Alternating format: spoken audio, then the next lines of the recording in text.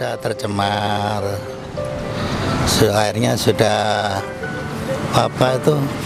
bau lah, sudah tidak layak untuk mandi, untuk cucian, untuk macam-macam yang lain-lainnya. Selamat sore pemirsa, kembali lagi dalam Dialog Kaltim bersama saya Violeta Yustina. Dan saat ini pemirsa, tepat di sebelah saya sudah ditemani bersama dua narasumber yang luar biasa dan tentunya dari gerakan memungut sehelai sampah di Sungai Karangmumus. Nah, melihat tema kita pada sore hari ini mengenai Sungai Karangmumus, tentu pemirsa juga pasti mengetahui bagaimana kondisi Sungai Karangmumus dari dulu hingga sekarang. Dan pada sore hari ini kita akan membahas bersama narasumber kita, yaitu bersama Pak Misman dan Pak Justinus. Ya, sebelumnya saya tanya apa kabar Pak? Baik. Ya, Pak Misman juga. Baik. Terima kasih Pak ya sudah boleh hadir di sini dan melihat tema kita mengenai Sungai Karangmumus nih Pak. Kan Bapak berdua ini dari gerakan memungut sampah ini Pak ya. Nah, kesibukan Bapak sekarang ini apa sih Pak sebelumnya? Ya, sebenarnya sehari-hari sih saya kan kebetulan wartawan. Oh, wartawan Pak ya? Saya kebetulan concernnya di pendidikan. Jadi punya tabloid sendiri itu ya khusus ke pendidikan. Jadi kita tidak berbicara lain, pendidikan pun tidak berbicara kepada kasus pendidikan tapi kepada edukasi. Jadi bagaimana seharusnya kita mendidik manusia itu, manusia Indonesia ini. Nah, di situ saya concernnya gitu. Kayak apa sistem pendidikan kita. Tapi itu mencakup ilmu umum semua Pak? Atau pokoknya di pendidikan. Pendidikan itu kan banyak, ada formal, non formal, informal, itu kita bahas. Pendidikan juga di pemerintahan kan ada yang non formal seperti diklat dan seterusnya. Pendidikan non formal, informal di rumah yang lebih penting dari pendidikan di sekolah formal ya kan. Nah, itu ya kita bicarakan yang sehari-hari saya melakukan itu. Nah, jadi fokusnya Pak di dunia memang untuk kasus edukasi Pak ya? Gitu, berkutat ke situlah ya. Iya. Dan Pak Justinus sendiri kesibukan apa sekarang Pak? Sebenarnya saya menulis juga untuk satu jurnal lingkungan hidup, jurnal online, media online, Mongabai.co ID. Jadi saya memang memfokuskan pada penulisan isu lingkungan hidup, terutama sektor lahan dan hutan di Kalimantan Timur. Oh, jadi Bapak ini wartawan dan Bapak penulis ya? Wah, luar biasa Pak. Jadi bekerja sama dalam gerakan untuk memungut sampah ini pastinya memiliki gerakan sesuatu yang maju Pak ya. Dan juga membuat para masyarakat di sana juga berpikir bahwa ternyata masih ada orang peduli gitu Pak ya. Dan untuk di Sungai Karangmumus sendiri nih Pak, kan kita tahu di sini mungkin Sungai Karangmumus ini dari dulu seperti apa sih Pak penampakannya? Kebetulan saya lahir di Samarinda ya. Iya. Mungkin 59, sekarang sudah ke 58 nih saya. Jadi sejak saya kecil memang Sungai Karangmumus itu kan betul-betul sumber kehidupan yang sebenarnya juga sekarang sumber kehidupan pokok manusia ya kan. Jadi kalau kita flashback ke belakang memang Sungai Karangmumus itu nadi kehidupan. Karena dulu kota tidak seperti ini. Nanti mungkin lebih rinci Mas Yus bisa, karena Mas Yus banyak mengurai sejarahnya itu. Tapi secara garis besar, kalau kita dulu berada di Sungai Karangmumus, di situ banyak biota yang hidup sehat, seperti ikan, udang, itu hidup sehat.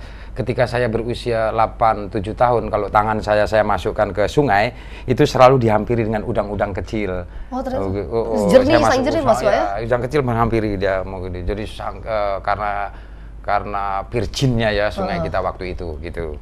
Terus berkembang sampai saat ini, dan menurut saya sudah puluhan tahun ya, itu sangat lama sekali sungai kita ini dijadikan tong sampah, lalu kita melakukan pembiaran yang luar biasa puluhan tahun. Dan ini gerakan ini sebenarnya sudah saya lakukan puluhan tahun, tapi dia mulai dikenal dan ramai didukung itu setelah saya upload ke akun Facebook saya, Misman RSU. Masuk ke media sosial sudah Pak ya? Udah masuk kan 9 bulan yang lalu. Kebetulan berita ini udah mungkin sampai ke Italia ya, karena ada kawan yang di sana. Lalu yang saya agak seneng ini, kan dulu gini, saya punya waktu saya mulai mengakun, saya cuma memposting, saya cuma kepingin ada orang itu mau memposting dirinya terkait dengan Sungai Karangmumus, supaya orang jangan mengupload dirinya di Sungai Singapura, di Sungai London, di Sungai Belanda. Kita kan punya sungai sendiri.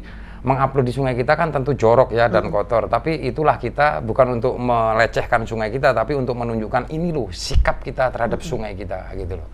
Itu maksudnya dulu gitu. Berarti memang Sungai Karangmumus ini termasuk dalam salah satu sumber kehidupan untuk masyarakat sekitar ya Pak ya? Itu lagi saya katakan, kita bisa buat pesawat terbang atau kita bisa buat peralatan canggih, tapi kita tidak bisa membuat air, dan air itu adanya di sungai.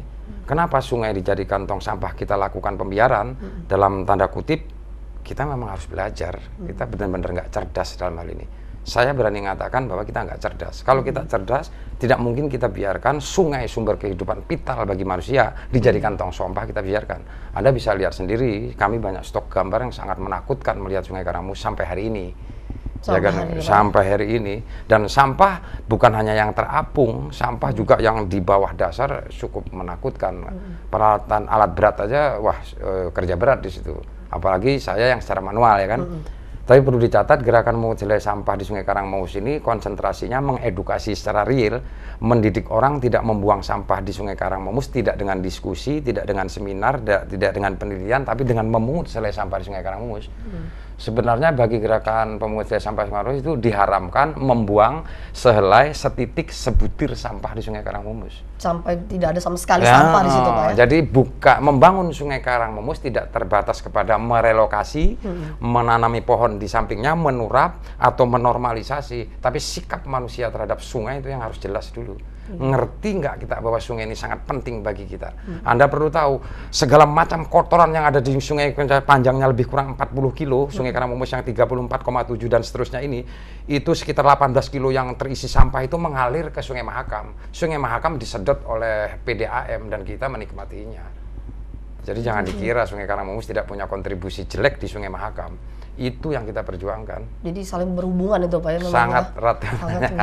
Dan untuk Pak Justinus sendiri bagaimana sih melihat upaya dari gerakan ini sendiri untuk menjadikan Sungai Karangmus ini jadi membuat masyarakat itu termotivasi gitu loh Pak? Karena khususnya untuk masyarakat yang tinggal di sekitar Sungai Karangmus, bagaimana sih upaya dari Bapak sendiri? Ya, sebenarnya saya tidak lahir di Samarinda dan menjelang tua baru saya ke Samarinda. Iya.